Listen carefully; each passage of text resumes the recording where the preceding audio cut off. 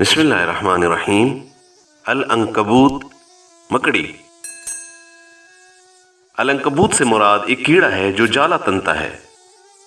اس کی جمع عناقب ہے۔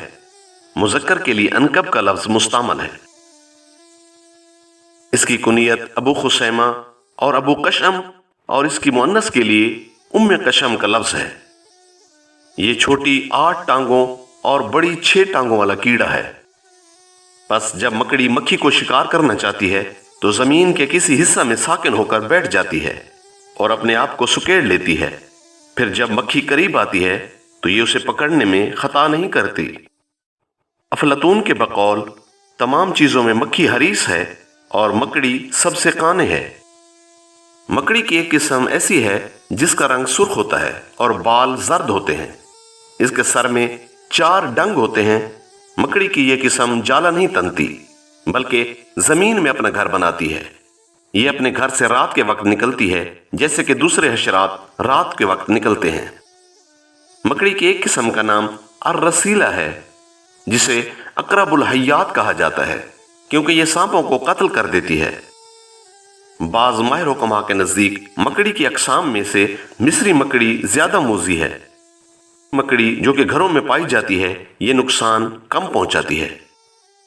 مکڑیوں کی تمام اقسام سبزہ زار جگہوں میں پائی جاتی ہیں۔ مکڑی کی ایک قسم الاریاف ہے جسے اہل مصر ابو صوفہ کہتے ہیں۔ نیز ان مکڑیوں کے کاٹنے سے ویسے ہی تکلیف ہوتی ہے جیسے بچھو کے ڈسنے سے ہوتی ہے۔ جاہز نے کہا ہے کہ حیوانات کے بچوں میں مکڑی کے بچے عجیب تر واقع ہوئے ہیں کیونکہ یہ پیدا ہوتے ہی بغیر کسی تعلیم و تلقین کے جالا تننے لگتے ہیں۔ مکڑی کے بچے پیدائش کے وقت چھوٹے کیڑے کی شکل میں ہوتے ہیں اور 3 دن بعد مکڑی کی صورت اختیار کر لیتے ہیں۔ مکڑی طویل مدت تک جفتی میں مشغول رہتی ہے۔ پس جب نر اپنی مادہ کے ساتھ جفتی کا ارادہ کرتا ہے تو وہ جالے کی بعض تاروں کو وسط سے اپنی طرف کھینچتا ہے۔ پس نر جب یہ عمل کرتا ہے تو مادہ بھی عمل کرتی ہے اور اس طرح دونوں نر و مادہ ایک دوسرے کے قریب ہو جاتے ہیں، یہاں تک کہ نر اپنا پیٹ مادہ کے پیٹ سے ملا لیتا ہے۔ مکڑی کی اس قسم کو حکیم کہا جاتا ہے۔ اس کی حکمت میں سے ایک بات یہ ہے کہ تار کو لمبا کرتی ہے پھر جالا تنتی ہے اور جالے کی ابتدا درمیان سے کرتی ہے۔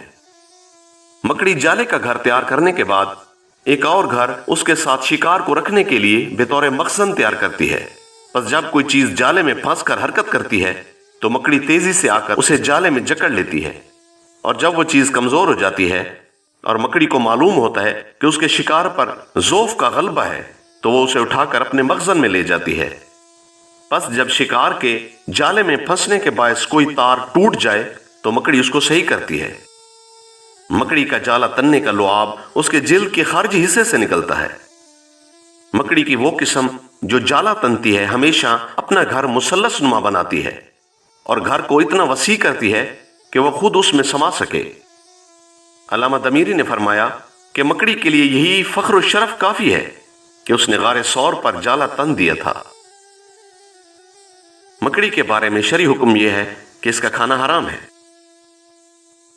اس کے خواص میں ہے کہ مکڑی کا جالا تازہ زخموں پر لگانے سے خون رک جائے گا۔ چاندی وغیرہ کا میل ختم کرنے کے لیے مکڑی کا جالا لگانے سے چمک آ جائے گی۔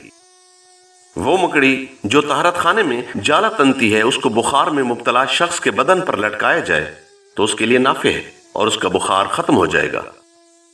اگر مکڑی کو کسی پارچہ میں لپیٹ کر کسی چوتھیا بخار والے شخص کے گلے میں لٹکا دیا جائے تو وہ صحت یاب ہوگا۔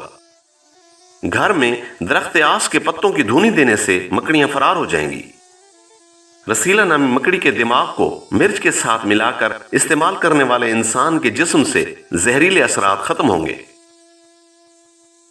خواب میں مکڑی کی تعبیر ایسا شخص ہے جو قریبی دور میں زاہد بنا ہو۔